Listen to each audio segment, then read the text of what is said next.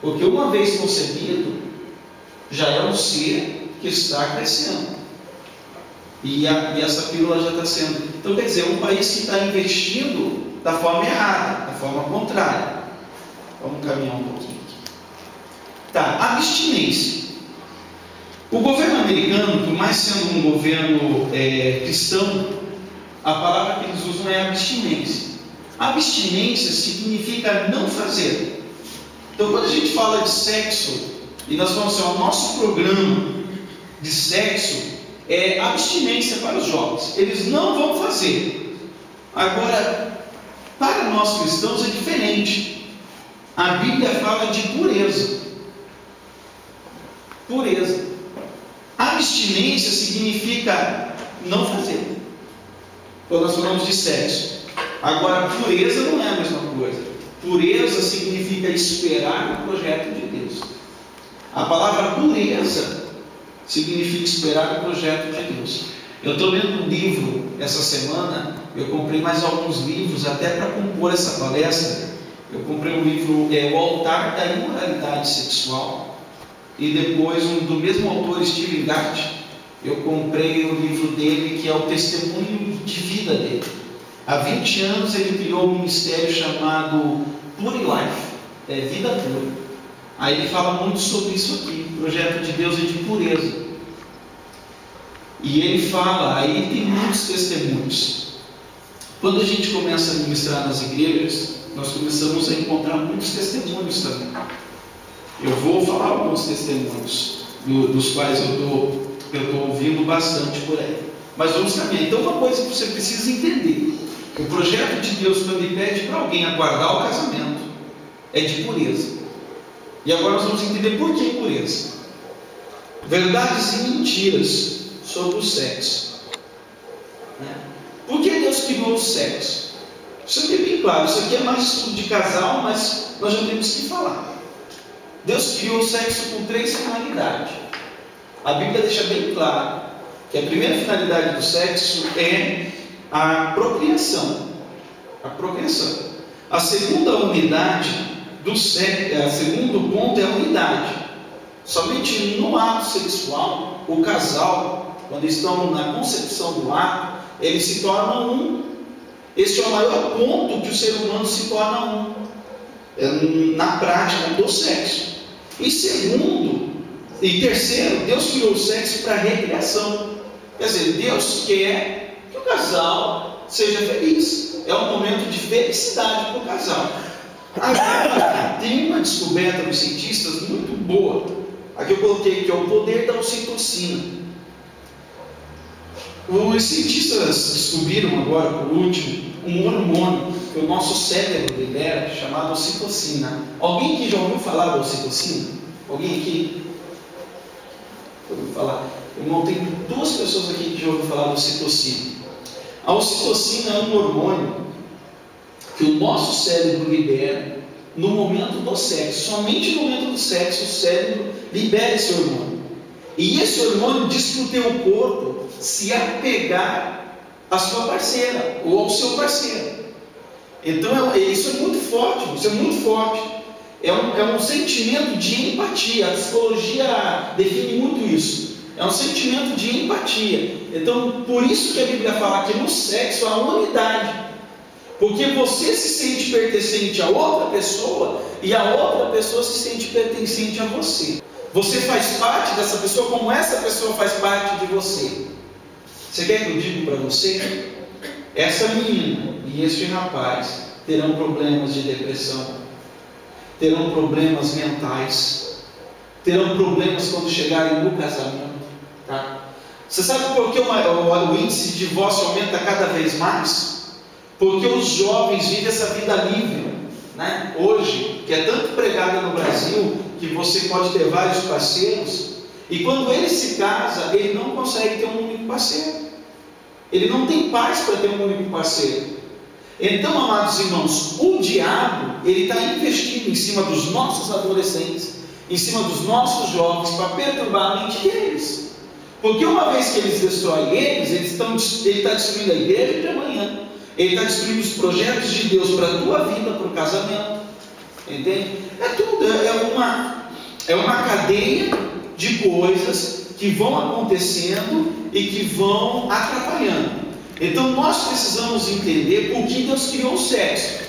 Deus criou o sexo primeiro para procriação, segundo, unidade, e terceiro, para recreação. Deus quer que o sexo seja um momento feliz do casal. Vamos caminhar. O plano de Deus para o sexo. Irmãos, eu acho muito interessante falar isso, porque antigamente, e eu acho que vocês vão concordar comigo, as pessoas, nesses estudos, nem esse que eu estou falando hoje aqui para vocês, as pessoas passaram uma imagem para nós que parece que Deus, ele é antissexo. Na verdade, ele é antissexo. E olha, eu vou falar aqui, e seria muito bom se tivesse muitos pais aqui, os pais do início, que os pais erram muito na criação dos filhos nesse ponto. Porque o pai, principalmente com os meninos, olha, isso aqui a gente comete muito, isso aqui é um erro, irmãos. Nosso filho tem 2 anos de idade, filho homem. Qualquer coisa que ele faz, a gente fala assim, esse é macho, é machismo. Ele está com 5 anos de idade, qualquer coisa que acontece na casa, o pai e a mãe falam, macho, esse meu filho é homem. Ele faz 10 anos, qualquer coisa que acontece, que ele enfrenta filho, meu filho é homem, macho. Ele faz 15 anos, meu filho é macho. Aí quando ele fala, não, eu sou macho, agora eu vou pegar geral. Aí o pai vai falar, não pode. Sexo antes do casamento não pode. Ué, nós passamos a infância e a adolescência inteira falando para o menino que ele é macho. E agora falamos que não pode. E outra, aí outro erro grande. Não pode. É errado. Sexo é errado. Irmãos, a nossa sociedade de hoje não aceita o não como resposta. Nós temos que ter justificativas corretas para dizer não. Justificativas corretas, coerentes. Por que não?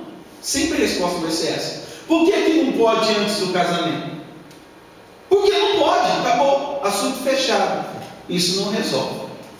E outra, quando a gente fala que Deus é antissexo, um grande erro do passado, e olha que eu sou novo, mas eu peguei essa fase, na minha fase de adolescência, nos estudos sobre sexualidade, as pessoas passavam como se o sexo fosse uma coisa ruim.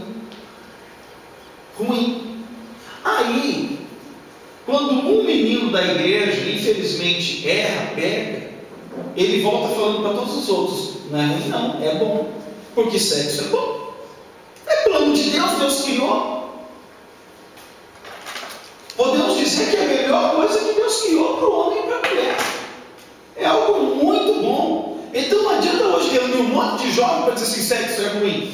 Não. Até porque alguém vai falar para eles, ou no momento um cai, ele vem e fala a todo mundo. E fala assim, não vem de história não. Estão falando que é ruim, estão falando, mas não, é muito bom.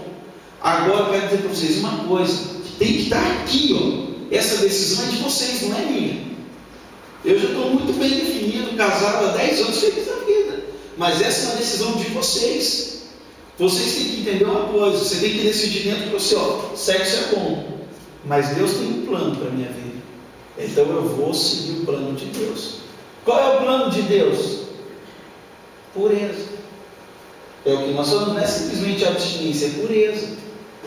Deus se preocupou com você. Agora eu tinha uma questão como quando jovem, eu sei que essa é a questão de todos os jovens. Por que esperar se é bom? Por que esperar? Por que tem que esperar? Por que tem que esperar o casamento? Parece que, e aí as pessoas falam assim, parece que vocês criam pessoas frustradas na igreja. Vou dizer para vocês que não.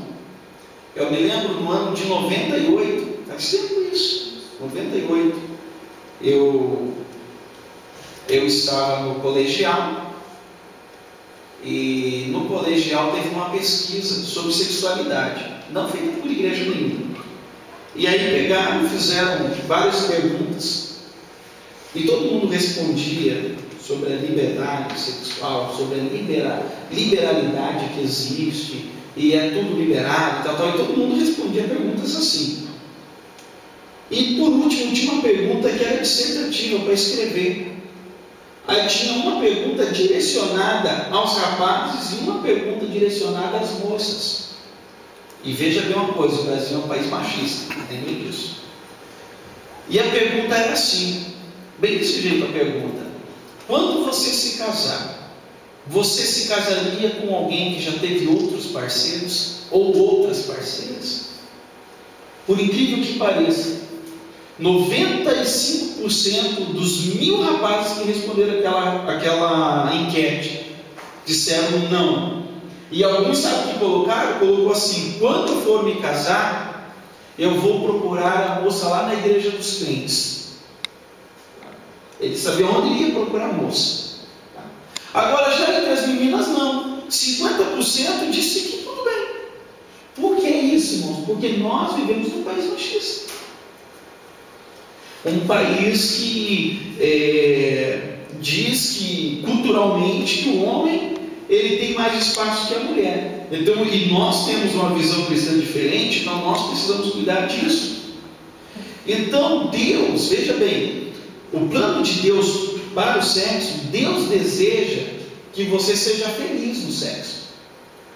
Mas muito feliz, irmãos, jovens aqui, vocês não sabem o que é felicidade.